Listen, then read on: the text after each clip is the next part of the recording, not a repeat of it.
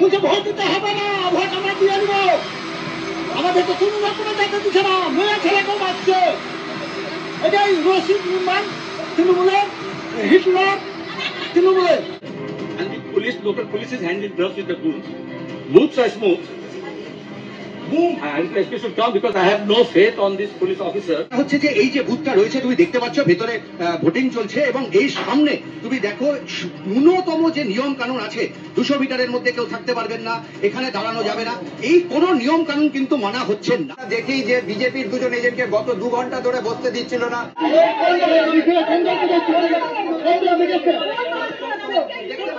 মোহাম্মদ সেলিম কিন্তু টেনে বার করছে।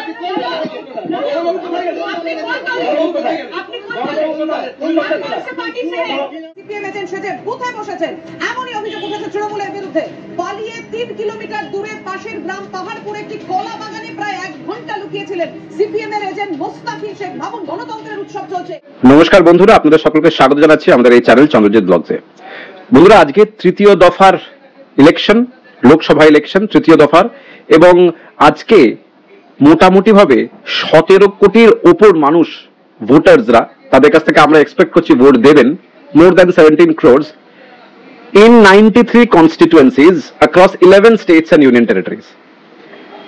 মানে 11টা রাজ্য এবং ইউনিয়ন টেরিটরি মিলিয়ে 93টা কনস্টিটুয়েন্সিতে প্রায় 17 কোটির বেশি ভোটার্সরা আজকে ভোট দেওয়ার কথা। এখন বাজে 11:15, সকাল 7টা থেকে ভোটের এই প্রক্রিয়া শুরু হয়েছে। আমরা সকালবেলায় দেখলাম আমাদের প্রাইম মিনিস্টার নরেন্দ্র মোদীজি টুইট করেছেন যে সকাল সকাল উনি ভোট দিয়ে এসছেন এবং সকলকে স্বাগত জানিয়েছেন যে তারা আপনার নিজেদের গণতান্ত্রিক যে অধিকার সেটা শান্তিপূর্ণভাবে দিন, এটা একটা উৎসব, এই উৎসবটাকে সেলিব্রেট করুন। এটা হচ্ছে গুজরাটের ছবি। আজকে মধ্যপ্রদেশে ইলেকশন হবে, গুজরাটে ইলেকশন হচ্ছে, কর্ণাটকাতে হবে, মধ্যপ্রদেশে হবে এবং বিহারে হবে এবং কিছু সিট বাংলাতেও হবে।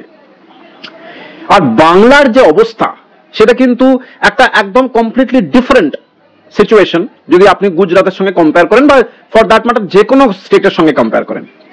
আজকে যে 11টা রাজ্যে ইলেকশন হবে তাদের প্রত্যেকটার যা সিচুয়েশন তার থেকে কিন্তু কমপ্লিটলি একটা ভিন্ন ছবি আপনারা দেখতে পাবেন বাংলায়। বাংলাতে গতকাল এবং গত পরশু থেকেই ভোটারদের ওপরে ভয় দেখানো শুরু হয়ে গেছে, মারামারি শুরু হয়ে গেছে, বোম ফেলা শুরু হয়ে গেছে এবং এগুলো মূলত শাসক দল তৃণমূল কংগ্রেসের বিরুদ্ধেই সব অভিযোগগুলো আসছে। এই তৃণমূল কংগ্রেস তারা বলে যে বাম ফ্রন্ট বা লেফটকে খুঁজেই পাওয়া যায় না, কিন্তু যদি খুঁজেই না পাওয়া যায় তাহলে তাদের ওপরে আক্রমণটা কেন? আজকে মুর্শিদাবাদে একটা ভুয়ো লোককে পোলিং এজেন্ট সাজিয়ে তৃণমূল দলের শাসকের দল তৃণমূল দল পাঠিয়েছিল পোলিং এজেন্ট বানিয়ে বুথে, এবং যেখানে একটা সিপিএম এর বা বামফ্রন্টের একটা ন্যায্য যোগ্য একটা ব্যক্তি সে এজেন্ট হয়ে যাওয়ার কথা, তাকে মেরে ভয় দেখিয়ে তাড়িয়ে দিয়ে এমন একটা সিচুয়েশন সৃষ্টি করলো যে সে কলা বাগানে ঘুরে বেড়াচ্ছে।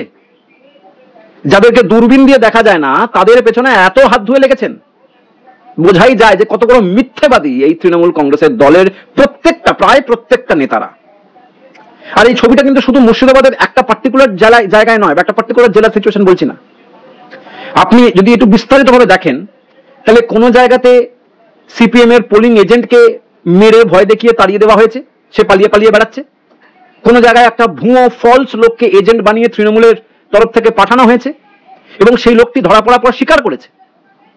আর এক জায়গায় মোহাম্মদ সেলিম নিজে হাতে করে ওই ফেক এজেন্টটাকে টানতে বার করে নিয়ে এসেছেন বুথ থেকে, এবং পুলিশ সেই সময় যেভাবেই হোক যেন তেন প্রকারেণ ওই ব্যক্তিকে হাত থেকে কেড়ে নিয়ে একটা অন্য জায়গায় পাচার করে দেওয়ার চেষ্টা করছে, যাতে ব্যাপারটা ধামাচাপা দেওয়া যায়। সে বলছে আমাকে তৃণমূল দল থেকে পাঠিয়েছিল, কিন্তু তাড়াহুড়ো করে পুলিশ ওকে নিয়ে যাওয়ার চেষ্টা করছে।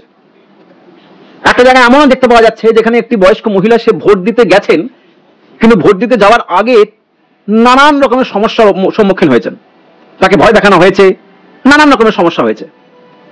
কিন্তু যখন মোহাম্মদ সেলিম জিজ্ঞেস করছেন পুলিশকে যে আপনি ওনার কমপ্লেনটা নিচ্ছেন না কেন, পুলিশের বক্তব্য, রাজ্য পুলিশের বক্তব্য, আপনি কি ভোটটা দিয়েছেন? বয়স্ক মহিলা বলছে হ্যাঁ আমি দিয়েছি। তাহলে ব্যাস, আপনি তো ভোট দিয়েছেন, মিটে গেল। কিন্তু ব্যাপারটা যে শুধু ভোট দেওয়া নয়, ভোট দেওয়ার আগে যে একটা সাংঘাতিক যন্ত্রণার মধ্যে দিয়ে একটা মানুষ যাচ্ছে, সেইটা যাচ্ছে কেন, সেটা তো প্রশ্ন। আপনি ভোট দিয়ে দিচ্ছেন মানে কি ব্যাপারটা মিটে গেল? এটা আমাদের রাজ্য সরকার, রাজ্য পুলিশেরই পক্ষে সম্ভব এ ধরনের যুক্তি দেওয়া। অন্য জায়গায় বিজেপির তরফ থেকে যিনি দাঁড়িয়েছেন মুর্শিদাবাদের আরেকটি জায়গায়, সেইখানে তৃণমূল কংগ্রেসের সঙ্গে ধস্তাধস্তি। ভোট শুরু হওয়ার 2 ঘন্টা পর্যন্ত বিজেপির পোলিং এজেন্টকে ঢুকতে দেওয়া হচ্ছে না। এইটা হচ্ছে তৃণমূলের হাল। এরা যখন সামনে স্টেজে বলে যে সব ঠিক আছে, কোনো জায়গায় কিচ্ছু হয়নি, চোখের সামনে আমরা দেখতে পাচ্ছি যারা জোচ্চোরের মতন কাজ করে যাচ্ছে, ভোট চুরি করা রাজনীতি করে। উন্নয়ন এমন উন্নয়ন হয়েছে যে মালদার লোকেরা বলে দিয়েছে যে আমরা ভোটে পার্টিসিপেট করব না। এইটা হচ্ছে আমাদের প্রায় 74-75 বছর পর স্বাধীন হওয়ার, গণতান্ত্রিক হওয়ার পরে আজকে আমাদের দেশের নাগরিকদের এটা প্রাপ্তি যে তারা উন্নয়ন দেখে, এমন উন্নয়ন দেখেছে যে তারা মালদাতে ভোট দেব না, ভোটেরই প্রক্রিয়াতে পার্টিসিপেট করবো না পর্যন্ত বলে দিয়েছে। They have literally boycotted the elections. এরপরেও হয়তো আরেকখানা কোনো ফেক ভিডিও নিয়ে হাজির হবেন আমাদের রাজ্য সরকার, কারণ মিথ্যের উপরে দাঁড়িয়ে আছে এই রাজ্য সরকার। আর শুধু তাই নয় বন্ধুরা, আরো আছে। লাইন দিয়ে ভোটারদের সামনে মিডিয়ার লোকেরা জিজ্ঞেস করছে যে আপনারা কি ভোট দিতে পারছেন? বলতে আমরা দিতে পারছি না, আমাদের বাধা দেওয়া হচ্ছে, আমাদের ভয় দেখানো হচ্ছে। 2 দিন আগে থেকে রাত্রিবেলা বাড়িতে ঢুকে গিয়ে ভয় দেখানো হচ্ছে। যে পোলিং বুথ তার 100 মিটারের মধ্যে কারো থাকার কথা নয়, ঠিক 100 মিটারের বাইরেই তৃণমূলের লোকেরা চেয়ার টেবিল নিয়ে বসে আছে। এভাবে তারা প্রভাবিত করছে, এবং সেটা শুধু মুর্শিদাবাদে নয়, মুর্শিদাবাদের প্রত্যেকটা বুথে এবং মালদাতেও। এইটা হচ্ছে সিচুয়েশন, এইটা হচ্ছে এই গাজওয়ারির ক্রিমিনাল পলিটিক্স। শুধু তাই নয়, ইহা তক হচ্ছে যে মুর্শিদাবাদে গতকালকে বোমা পড়েছে,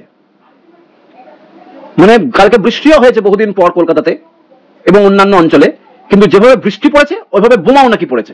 খবর আমরা দেখতে পাচ্ছি টিভিতে। খুব শান্তিপ্রিয় ভাবে হচ্ছে ভোট। ইলেকশন কমিশনের ম্যান্ডেট আছে, ইলেকশন কমিশন বলছে বুথের মধ্যে থাকবে সেন্ট্রাল গভর্নমেন্টের পুলিশ বা সেন্ট্রাল বাহিনী, আর রাজ্য সরকারের পুলিশ থাকবে ক্রাউড কন্ট্রোল করতে। কিন্তু প্রকৃত রূপে হচ্ছে কি, ক্রাউড কন্ট্রোল করছে সেন্ট্রাল পুলিশ, আর রাজ্য পুলিশ ভোটের বুথের মধ্যে দাঁড়িয়ে আছে, পোলিং বুথের মধ্যে দাঁড়িয়ে আছে। আরে চরম বিশৃঙ্খলা, চরম অরাজকতা, ইলেকশনের নামে ভোট লুট চলছে। কারণ মরিয়া হয়ে লুটতে হবে তো, আগামী 5 বছর খাবো কি? বন্ধুরা আপনারা একবারই কয়েকটা ক্লিপস দেখে নিন। বলছে ভোট দিতে হবে না, ভোট আমরা দিয়ে দিব, আমাদের তো কোনো রকম দেখা দিচ্ছে না, মেয়ে ছেলেকেও মারছে। এটাই রশিদ নির্মাণ তৃণমূলের, হিটলার তৃণমূলের, ওরা সব 10-15 দিন আগে করে বুঝছে। মোহাম্মদ সিং হাত পাটলে মুচিয়ে দিতে হবে। হ্যাঁ, আপনার মুখ তাই এবার মুচিয়ে দিতে পারে, তুই হাতকে টাইনে মারতে যেতে হবে।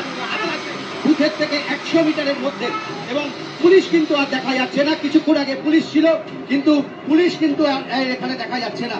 মারধর খাইয়ে দিয়ে আসল ভোট, পুলিশ আসলে আসে দিল বলে তাড়াতাড়ি ভোট দিতে যান, দেখি কে করছে। এখানেই কিন্তু তৃণমূল কংগ্রেসের একটা ক্যাম্প অফিস ছিল 100 মিটারের মধ্যে, এবং শেষ পর্যন্ত সেই ক্যাম্প অফিস সরিয়ে আপাতত সেখানে পুলিশ পোস্টিং করা হয়েছে।